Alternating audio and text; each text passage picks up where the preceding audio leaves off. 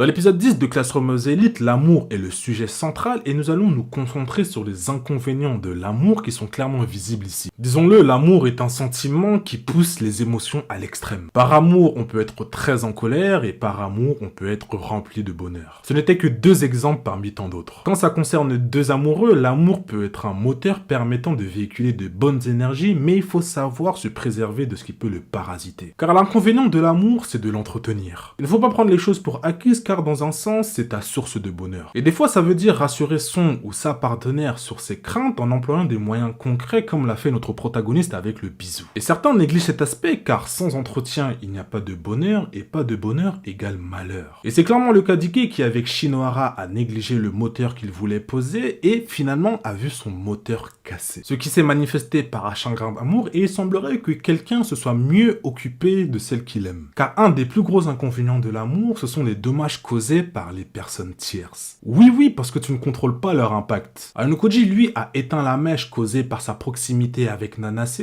Mais si on parle de cette dernière, en analysant les paroles et les images, Aonokoji semble être la cause de la perte de son amour, à tel point qu'elle a des séquelles psychologiques. Son moteur est dans un mauvais état à cause d'une personne tierce. Aurait-elle pu entretenir autrement son moteur? Y avait-il une possibilité? Ou alors les dégâts causés par la personne tierce qu'est Aonokoji étaient irréparables et donc la cause de son malheur? Je vous laisse y répondre en commentaire.